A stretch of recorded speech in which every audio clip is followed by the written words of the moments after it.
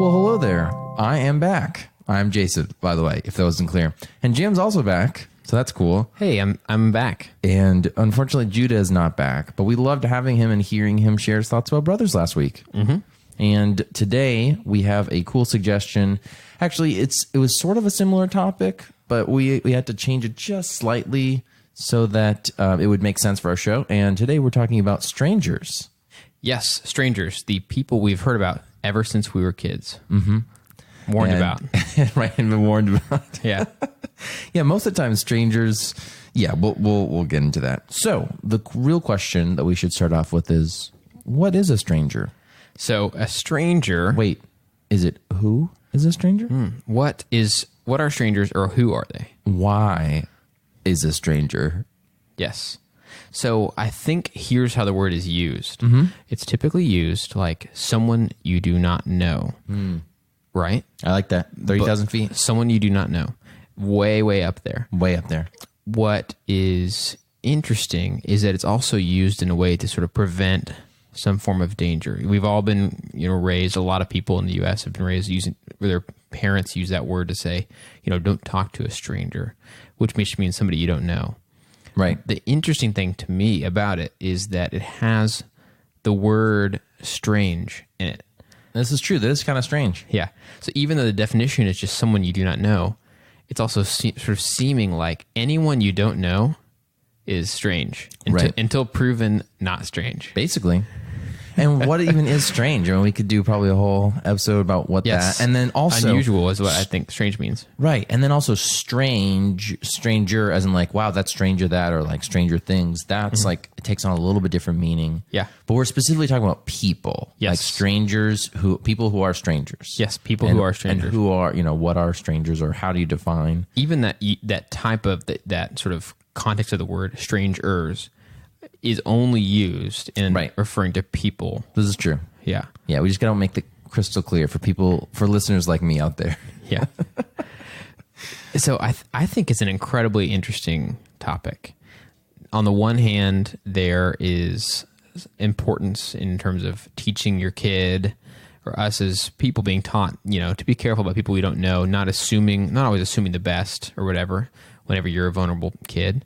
At the same time, the idea of the word keeping coming about, like I'd love to find out that story of where the word strange morphed into strangers. Yeah. Stranger danger, all that stuff. It's like... Right. Maybe there was this one person who was just kind of like a little bit odd, unfortunately, and somebody was like, that person is stranger than like a friend. Hey, let's call him a stranger. I don't know. That's my... stranger than fiction? Myth. The myth, yeah. Strange. Yeah. I think what's also interesting is that the idea of strangers is definitely culturally, kind of defined. And also, I think just different events in your society define how cautious people are when it comes to people they don't know. Because that's ultimately when it comes down. It's a stranger is somebody you don't know. Yeah. And some might even say, hey, well, like distant family members, or like, I don't know them from Adam. Like, I mean, yeah, we're related, but like I've never met this person in my life. Why aren't they strangers? Yes. And it's like, well, yeah, it's a good point. A good valid argument, but I don't know how to, I can't help you out there. I don't know how to say to that. So, yeah. So when people use the word stranger, where does the word stop applying to someone? When is someone a stranger? When are they not a stranger? What's that line, you think? Yeah. I don't know even where to begin with drawing that line. Because basically what I think has happened is that, like, we'll just take America, for example. I think that a while ago, maybe 50, 60, 70 years ago, people were a lot quicker to accept people they didn't know and not be so worried about like, oh my gosh, they're going to kidnap my child and stuff. Maybe there always was that kind of a fear, but I feel like now it's like, this person could kidnap me. This person could mug me. This person could rob me. This person could do something bad to me. Yeah. And it seems like that fear is always there, and thus people stay in their houses, lock their doors. Yeah. Like, oh my gosh, there's a person who's like in the same alley as me as I'm parking my car. They could kill me. Maybe some of that stuff is well founded. Maybe just like people's civilization has degraded so much that everybody is a stranger until proven otherwise, like you said. Yeah. But I feel like a while ago, like it wasn't the case. Like you could live in your neighborhood and not be so worried about people You know? Yeah. Maybe like as cars became more mainstream, more kidnappings were happening because they were like, well, I can get away faster or I can rob this person's house and, you know, get away faster compared to like horseback riding or running away. And oh no, they had a horse, you know? Yeah. That's my theory. Car, a favorite of kidnappers everywhere. Strangers. They weren't a thing until cars. Thanks a lot, Henry Ford. Thanks. I think what you're saying is right. Thanks. What I'm kind of chewing on a little bit is that there are people we don't know, but I think it has a lot to do with the context. Like there's more people you don't know than you do know. True. And most times that you heard your mom say something about strangers, what kind of context was it in? You're at the supermarket. You're at a store. Neighborhood. You're out in the neighborhood somewhere. You are out in public. And I remember that being the biggest concern, not really in my own neighborhood in terms of like right near my house. Sure. But if I was kind of there's somebody you don't recognize. if I was going to go out or if someone was going to like approach me that I didn't know. But I feel like the most I was ever, my parents were ever worried about it is like if I was riding my bike around and I was potentially going to be a little further away from the house, or if we were at the mall or something, and my mom had to run into a store and things like that where it would be said.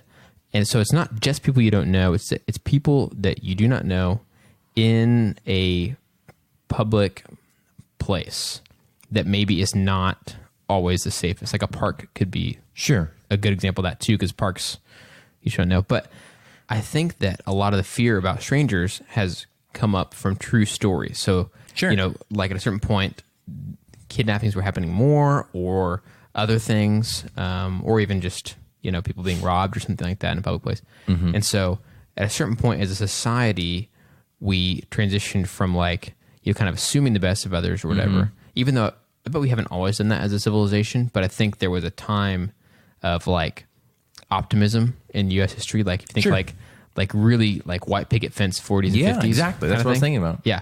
So everybody knew each other. It's great.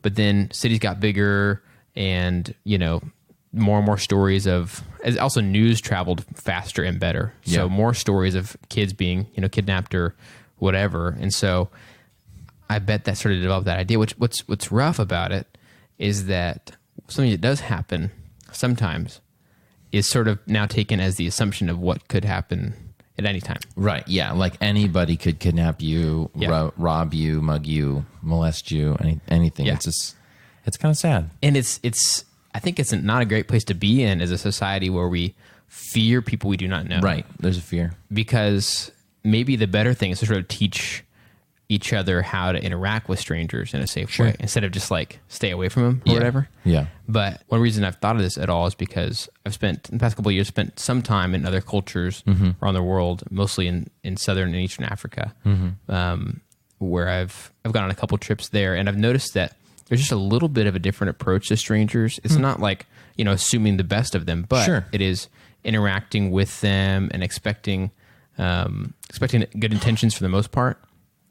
And just interfacing with respect and kindness to them. Yep. Because a lot of times too, it's like the stranger could be someone who's older than you. And so in those cultures, respect for someone who's older than you is really high. Yeah. So you might not know them at all, but you're still going to dialogue with them and treat them with respect. I saw that a lot. And sometimes I would see that happening and I would kind of assume the person that I was with that was talking with the stranger knew that person. And I'd be like, hey, do you know that person? And they'd be like, oh, no, I don't.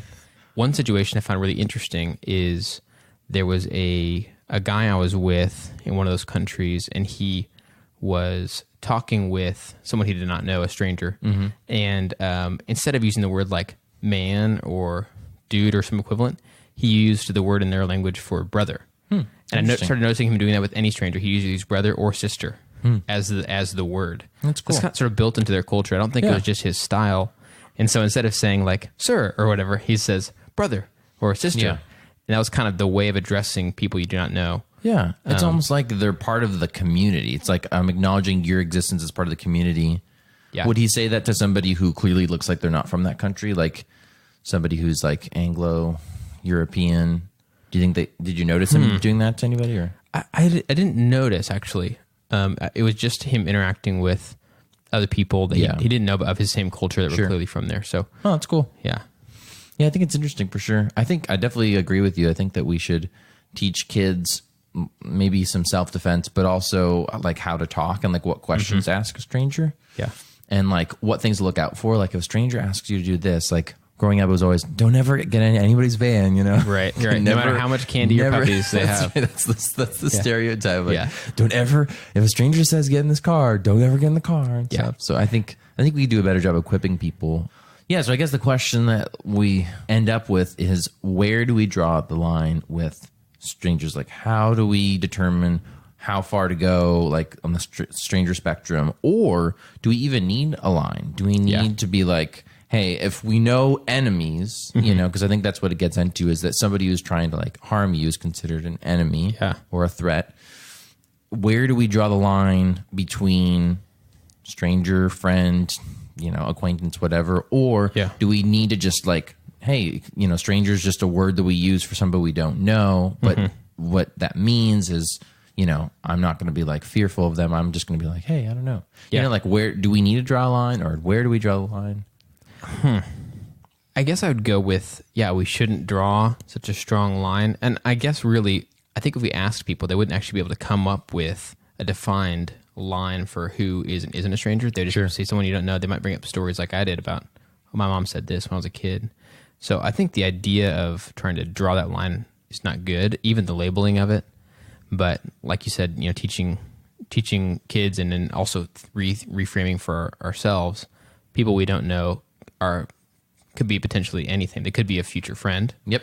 They could be someone that you might be able to help. They could be somebody who has some wisdom to share. You would just never know. And I think having really open-minded idea of it is a kind of not just a cool way to go through life, but a very kind and generous way to go through life, giving people a chance to... giving people... It's almost like innocent until proven guilty. Yeah.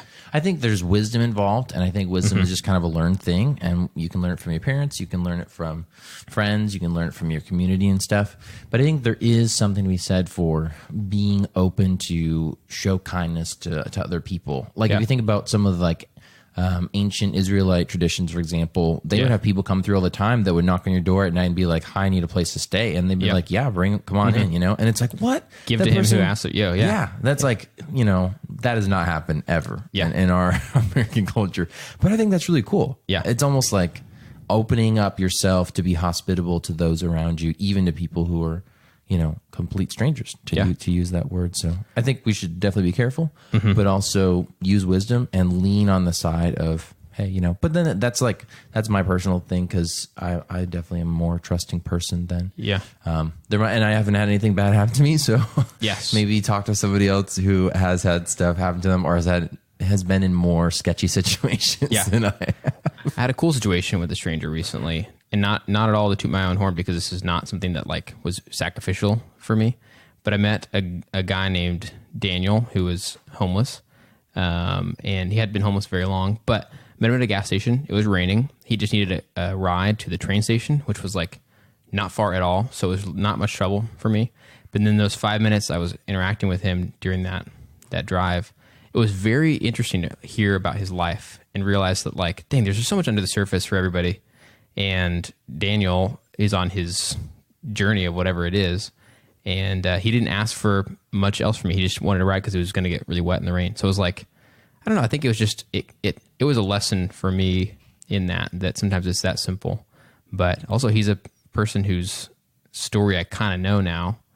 And now he's more than just like a guy who was bugging me at a gas station. You know, I don't know. It's just, it was, I definitely felt convicted because I very much wanted to just, you know, say no, and expected that he was going to, you know, ask for a lot or whatever. But it was just really simple. There you go. Just a simple favor. So it's great. There you go. That's a good way to close this out. So strangers.